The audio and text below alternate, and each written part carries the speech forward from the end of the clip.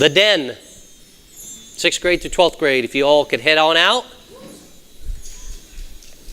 Enjoy your time together. Bethany's looking forward to this week. They're teaching about Joseph from the Old Testament and his years from 17 to 30. Those of you that may not know, he was in prison during that time. And so, wonderful, wonderful story. So she's going to go share with all of them in case they end up in prison on how to act. I'm just kidding. She's not doing that. But they're going to go have a great lesson together. So I appreciate you guys all heading out. And here we go. We are in the final couple weeks of the fruit of the Spirit. And we've been teaching these lessons each week. We took a break in between to talk about our youth and how important they are because there's only so many marbles that these kids have in their first 18 years. And a marble represented each week of their life, and so we wanted to focus upon them to understand that the fruit that we bear is going to one day be the fruit that they bear, so it's up to us to share that. So we've been going week by week. Jason's going to show these pictures to show the pumpkin patch and what has happened over the last 7 or 8 weeks. And we started off with this. People came together. We planted these pumpkins. We planted seeds. We were a little bit worried because we weren't quite sure what was going to come up, but now that we kind of know, or we pretty much know, we're actually pretty confident that they're pumpkins. So there's week 1, which led to week 2, and we start to see the pumpkin actually grow.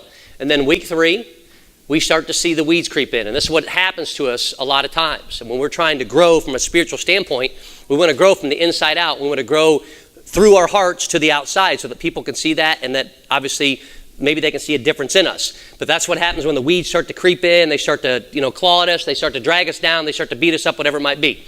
Week 4. There's more weeds, but the plant continues to grow. The fruit is continuing to grow. Week 5. We're starting to see the rest of the field. Week 6. We're starting to see the flowers. Now, before the fruit actually comes about, we can see the flowers. We can see something different in the plant. Go ahead to week 7. And then we actually started to see something. Now, once again, at this point, we weren't completely sure it was going to be a pumpkin. Keep going. We were pretty sure it's a pumpkin at this point, even though it was green. Rick, go ahead. And, wait, go back one. Those are the guardians that are watching over the pumpkin patch. We had to throw in some sunflower seeds. It's kind of cool, but go ahead. And there's a pumpkin. It's orange. Is that the last one, Rick, or is there another one? One more. Now we're starting to see them all over the place. And if you'll notice, something is happening. As the fruit has grown, the vine is dying. And what's going to be left is the fruit. So Jesus, when he came in his ministry, he was here to bear fruit. Eventually, he was going to die. The vine was going to die. And he was leaving up to what was left for others to see. And so in these last couple weeks, when we talk about this, we started with faithfulness last week. We're going to gentleness today, and then self-control. And how many of you have ever said this or have ever thought this about someone in your life?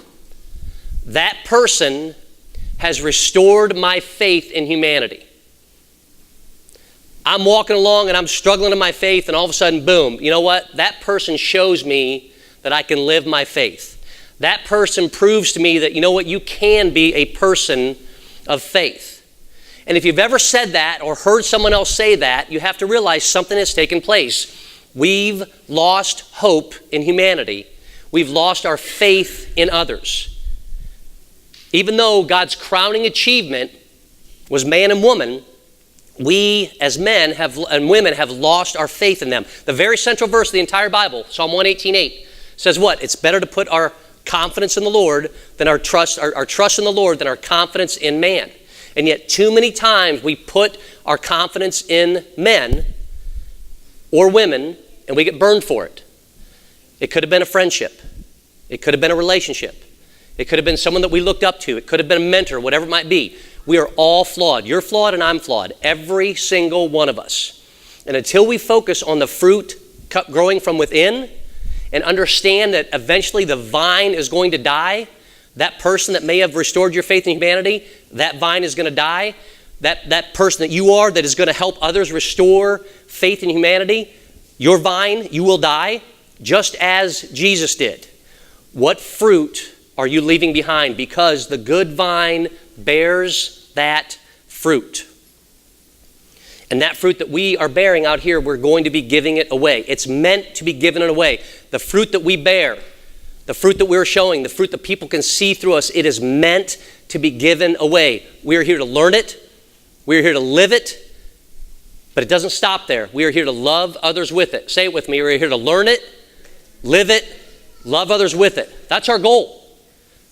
We all have different people that we can influence in our lives. We all have people that God is going to bring into our lives or has brought into our lives. What are we doing to make a difference before them?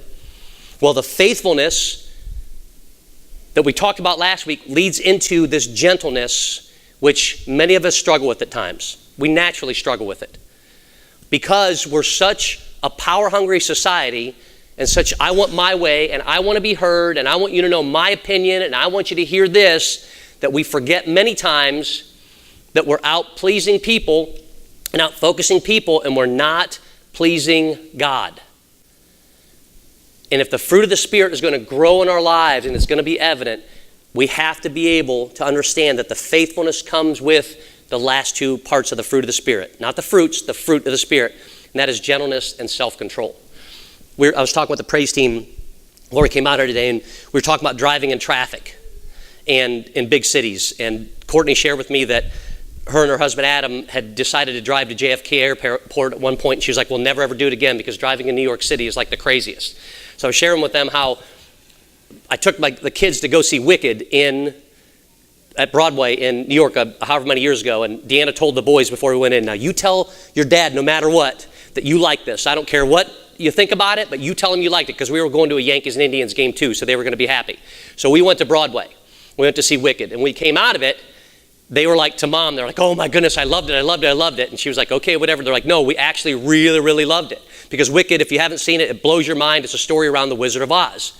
And the Wizard of Oz, this movie, we have all seen at some point in our lives. But the temptation when you're driving, that anxiety that comes with it. Drove in Chicago this year. I don't know how people do it every day. Drove in Atlanta this year. I don't know how people do it every day. There's times when I'm in Manchester and I'm like, really? 3 cars? There's 3 cars out right now and I need to turn left? I mean, how do you do it with 3 million of them? People do it every day. And you know what? Those people need to see the gentleness of others and that fruit in the Spirit because they're probably not seeing a lot of it. So back to the Wizard of Oz. Some of you, I know this is kind of getting to be a little more of a big thing to where it's, not just a movie, but kind of a musical thing. I know there was La La Land was out, Mamma Mia, then Mamma Mia 2, and the first original kind of musical was The Wizard of Oz. And so in this movie, there's also song and dance that's taking place. But the cool thing about The Wizard of Oz, maybe, I don't know if you know this or not, but it didn't even win Movie of the Year. It wasn't even the best movie of its own year. If that happened to come out the same year that Gone with the Wind came out. So Gone with the Wind was the top movie and The Wizard of Oz was the second best movie. Shirley Temple was supposed to play Dorothy, but it didn't work out. So they took this relative unknown and Judy Garland and she became Dorothy. And they thought it'll never take place and the budget was terrible and they screwed everything up as they were going through and they're like, we're just going to have to take this cut and there's not a whole lot that we can do. They had live animals on set.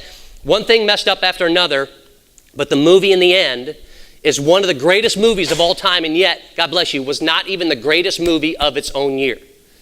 But there's a part in the movie to where this actually was shot just once because they actually messed it up.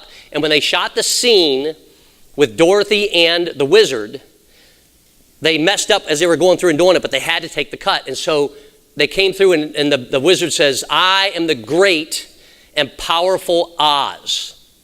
So everyone knows that he is overseeing the city and he wants to tell them right away, I am the great and powerful Oz. I'm the one that you look up to. I'm the one that can grant the wishes. I'm the one that everyone turns to in their time of need. Even though we find out later that he really couldn't do a whole lot of anything. But he was the all great and powerful Oz. And Dorothy answers back with this. He said, who are you? He asked her this question. She said, I'm Dorothy. I'm the small and the meek. Now see, Jesus talked about the meek and how the meek will inherit the earth. And in his first sermon ever, he wanted to let the people know that if you are one of the meek, that you will inherit the earth. But here's the thing, meekness is not weakness. If you are someone who is meek, that does not mean that you're weak, but we've been taught this over time, or somehow we've got this into our head and our heart, that because I am meek, that means I am weak. And nothing could be further from the truth.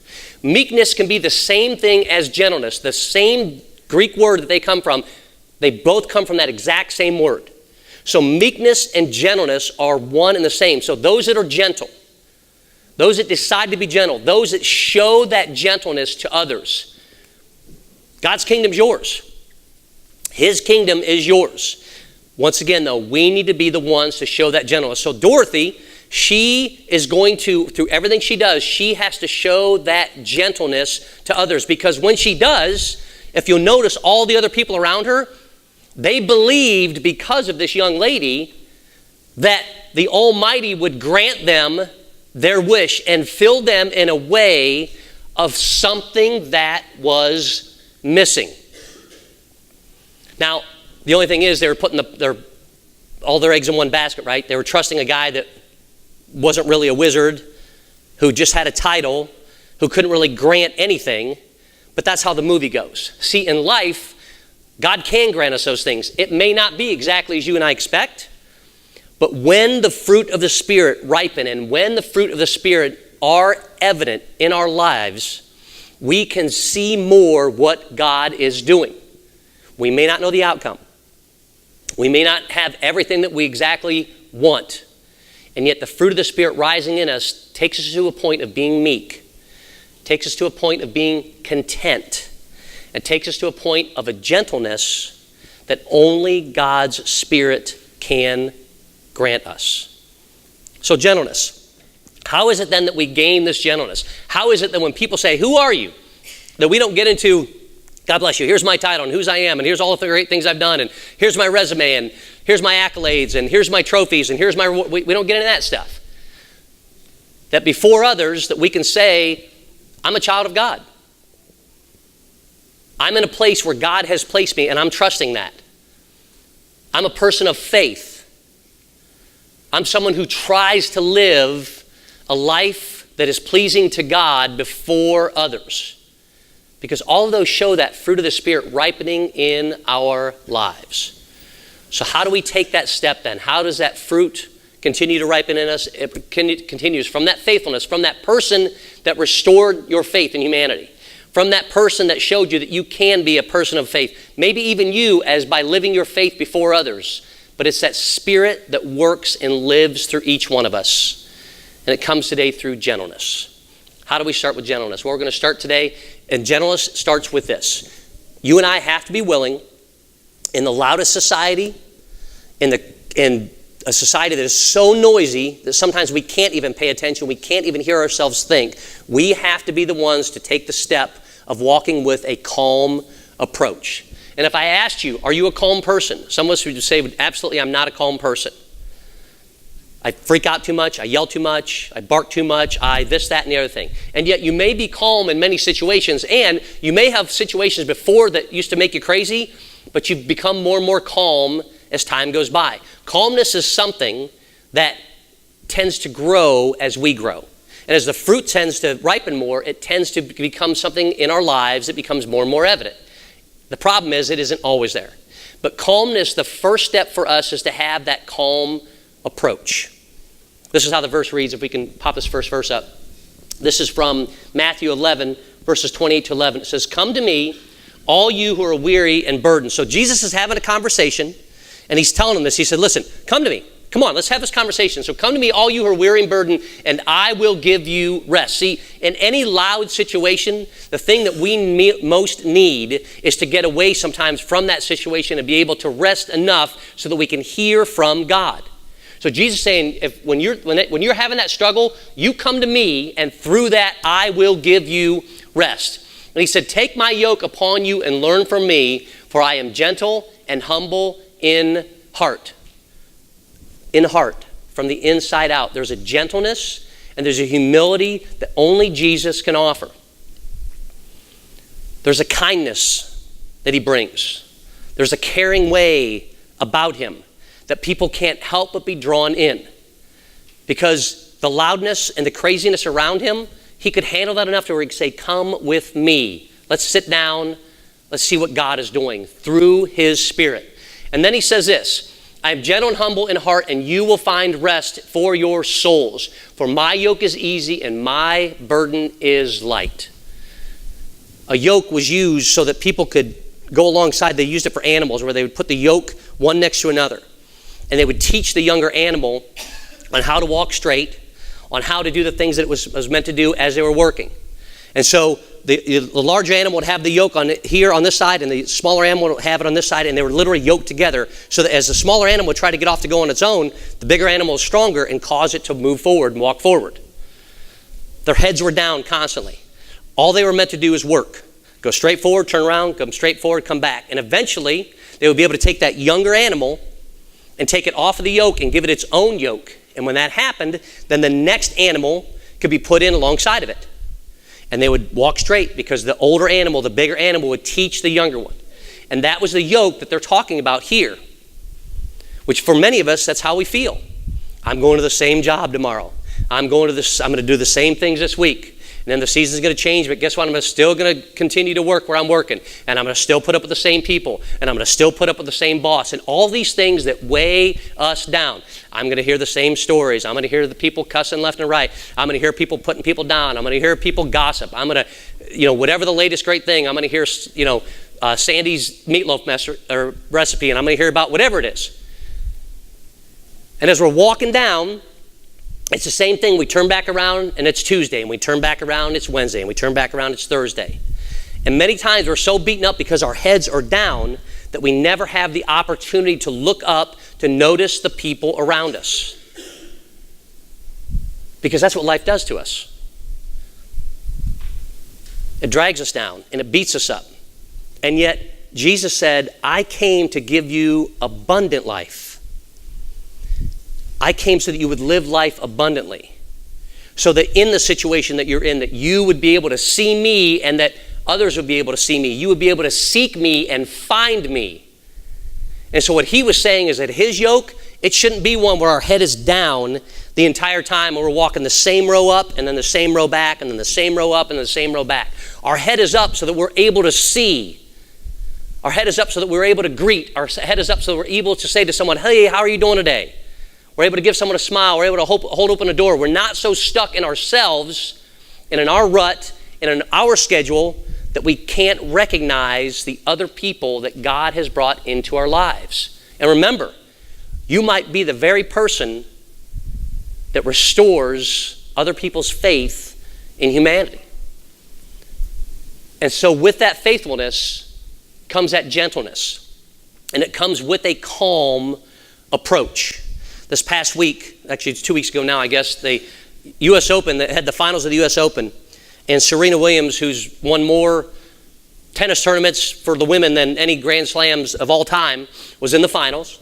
She had a baby about a year or so ago, and so she was coming back, and she made it to the finals against this relative unknown who beat another gal from the United States, and they're in the finals, and they went through, and as fate would have it, this young girl beat Serena in the finals, and it was this big upset. And yet nobody talked about it afterward.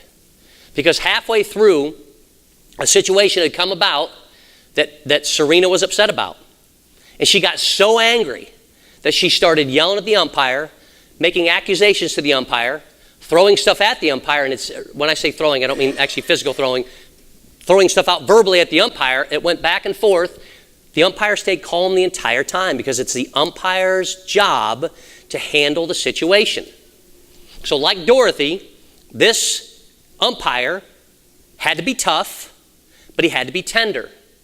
And in gentleness, there's times we have to be tough and we have to be tender. With Jesus in his walk, there were times when he was tough and there was times when he was tender. When he turned over the tables, it was tough love. But he preferred to be tender. And so as Serena threw this temper tantrum and stomped on her racket and threw it to the ground, he went through by the rules and did what he should have done. And when they got finished,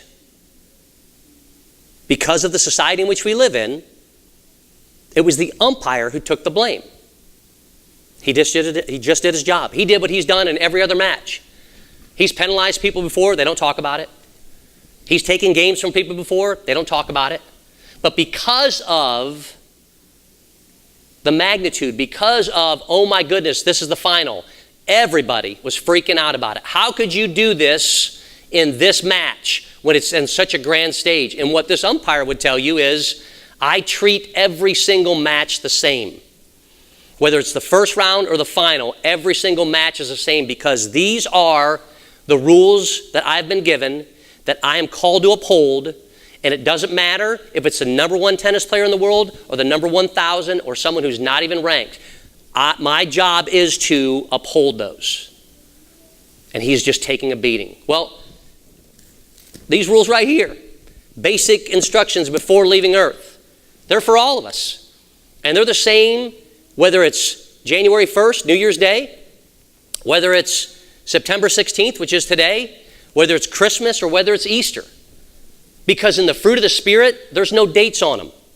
And when it comes to faithfulness and gentleness, there's no dates on them.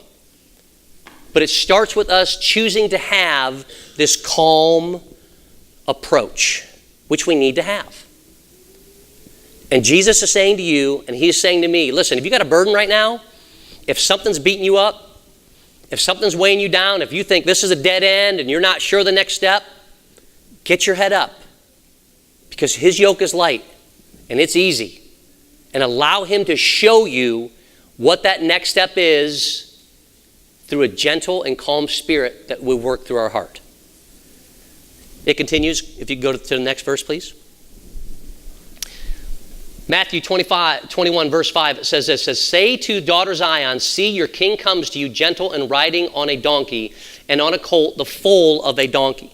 So his approach is such that when I come before you as the king, I'm not coming before you to fight with you.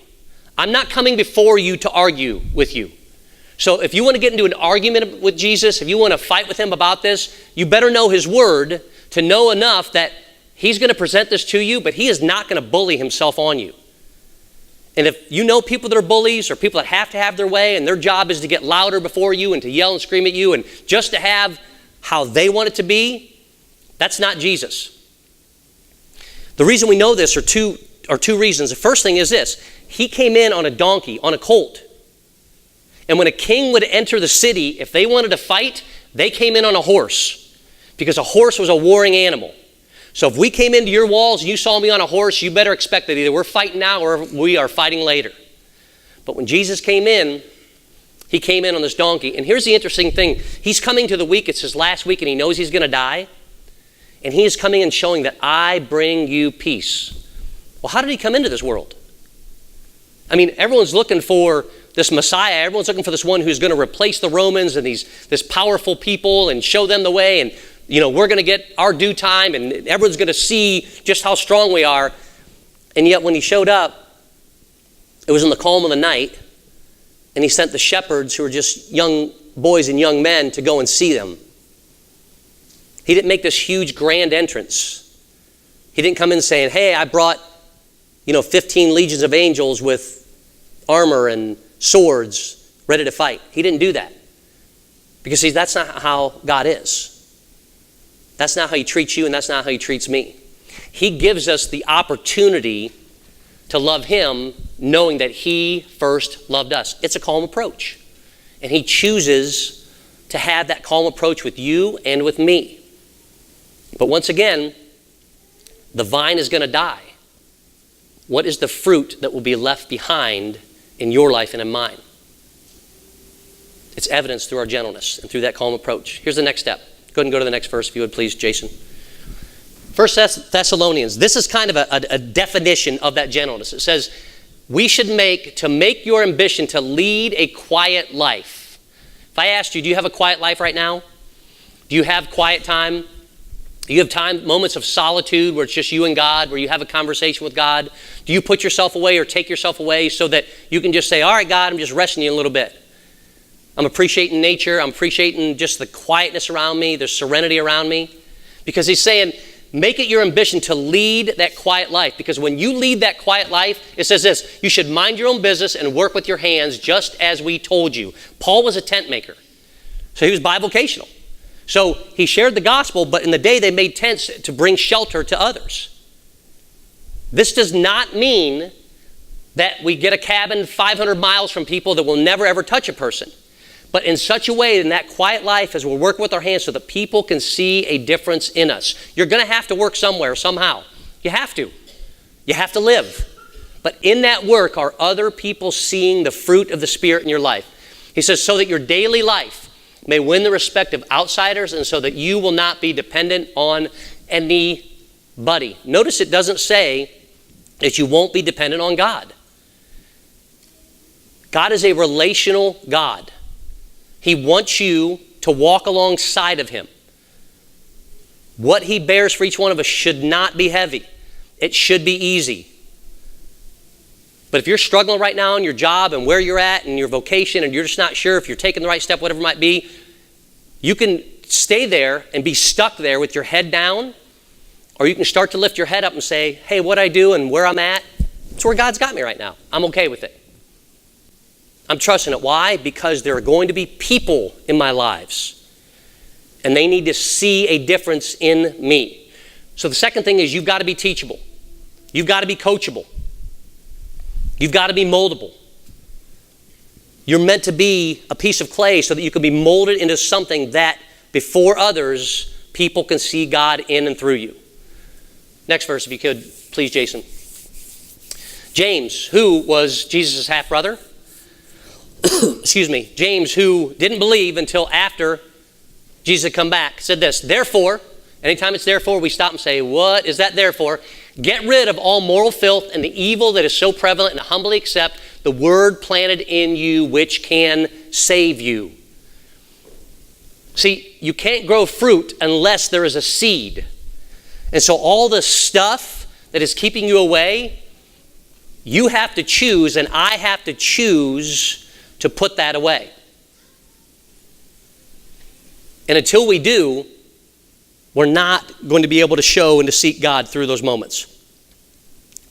Jeremiah said that when you seek me with your entire heart, he says wholeheartedly, you will find me. Are you seeking God? Are you looking for him? Are you at the point where you can be teachable and coachable and moldable? Go ahead and go to the next verse, if you would, please, Jason. 1 Thessalonians 2:7 he says this, instead, we were like young children among you, just as a nursing mother cares for her children. So how is it then that we can care for others? How is it that we can show gentleness? Well, the example in the Bible is for a mother that cares for her children. It's the greatest relationship that you and I will ever see on this world, in this world. There's no better relationship than a mom to a child, especially when that baby is just a baby.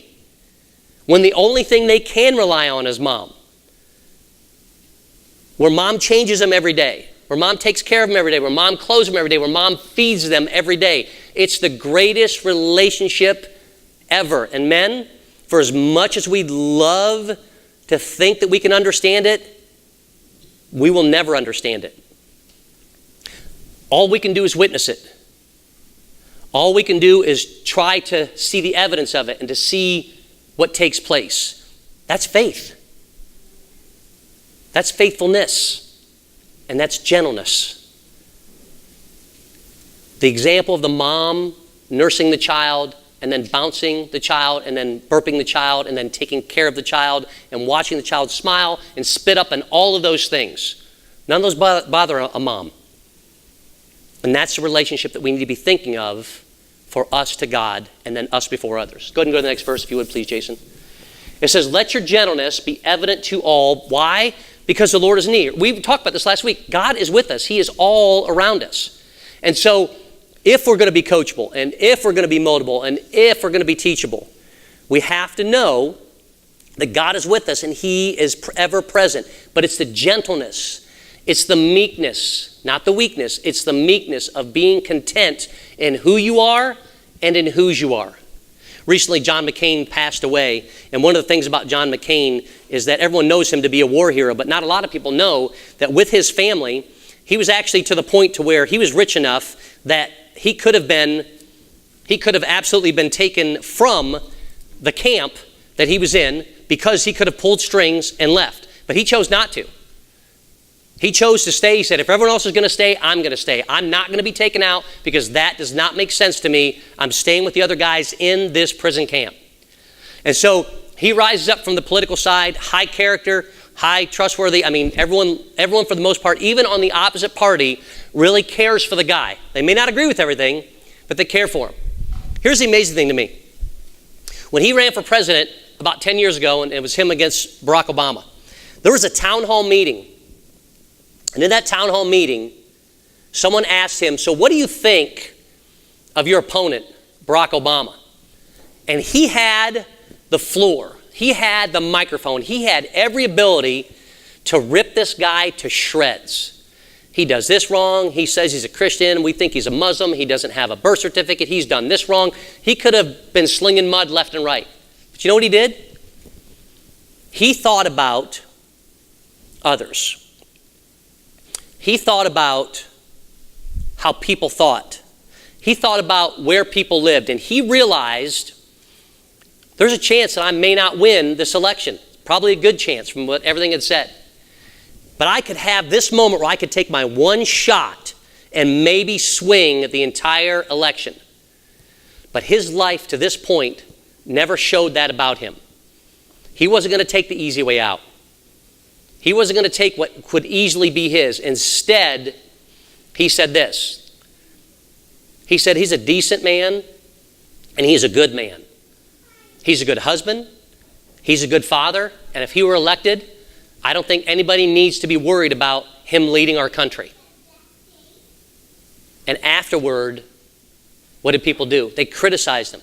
The people in his party ripped him. How could you possibly take that approach? How could you say those things? This was your one chance to throw that haymaker, and you chose not to. And it's because the character and the integrity and the fruit from within John McCain, the peace and the joy and the love and the faithfulness and the gentleness that God had placed in him, that he chose his answer.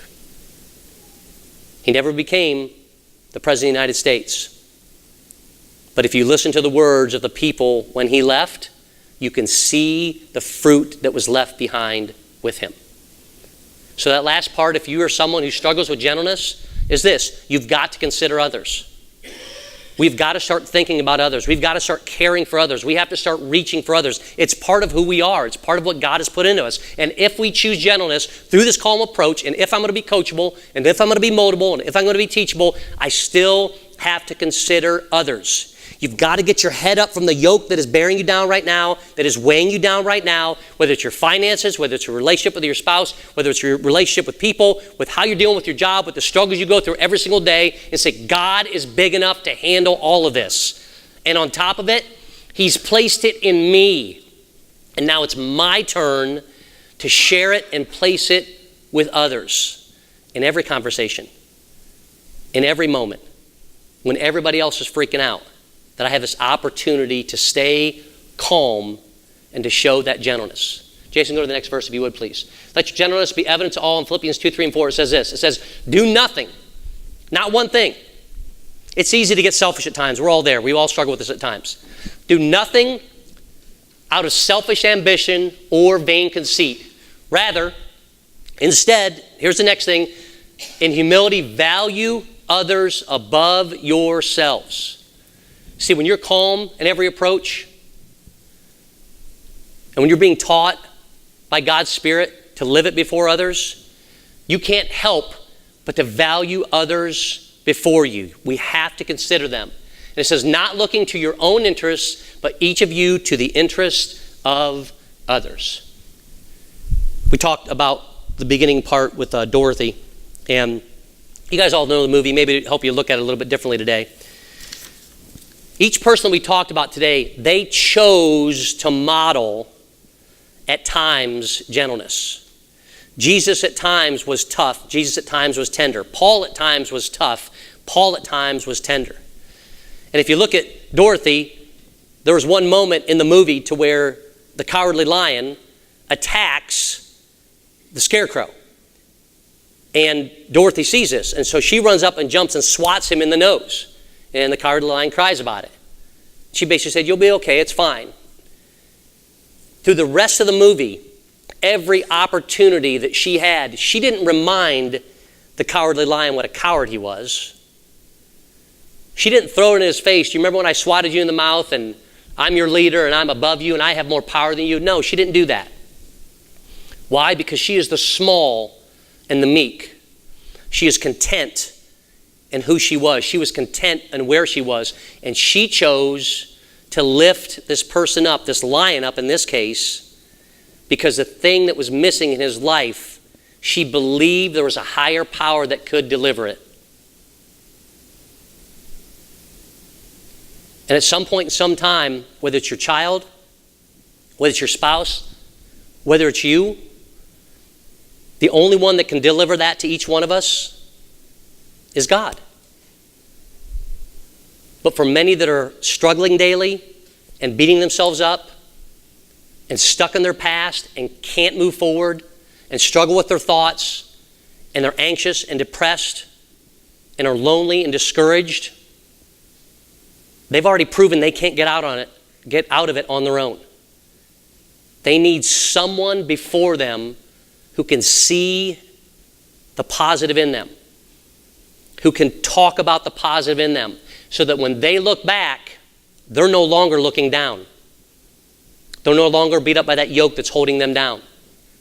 They see someone who is living a life of faithfulness, who's being calm, who's being teachable, who's being kind, and who is considering others and living the fruit of the Spirit before them. And that's a choice that you and I make every day. So I want to challenge you this week. Wherever you are, I want to challenge you big time, because it could be today. It will be tomorrow. It'll be the day after. It'll be in your community. It'll be in your school. It'll be where you work. It'll be in your home. It could be a friend that they bring, or whatever it might be. That as you show that fruit of the Spirit, that you understand that there are times you need to be tough. But many times you have to prefer to be tender. Because if we don't, how in the world are others going to see God? And the answer is they're not. Because their yoke is heavy. And they're looking down. But as believers, our yoke is light. And it should be easy. It's time for us to help others lift it up. You all bow your heads with me, please. Heavenly Father, I thank you for the example of Jesus. Lord, I know that sometimes we think about the life that he lived before others. And I know there's times we don't really consider just how kind and how gentle he truly was. There's times we don't consider at the same time just how strong he was. And how there were moments that in living before others, he had to say enough's enough. And then in moments before others, he said, hey, God's going to love you just as you are, so I'm going to love you just as you are. But let's take this together to God. Let's take this inner turmoil and give it to God. Let's take this thing that everybody knows about you and let's give it to God. Let's take this past that you continue to struggle with that everyone wants to remind you about, and let's give it to God. God, for many of us, the yoke at times is heavy. But Lord, we choose today to live the fruit of your Spirit. God, help us to show it to others through love and through joy and through peace. Help us to be patient. Help us to be filled with that faith. And Lord, help us to take the calm approach and to consider others before ourselves as we choose to be gentle as your Son Jesus was gentle to each person that he came in contact with. Lord, we love you. We thank you for this time together. It's in your name we pray. Amen. Would you all please stand?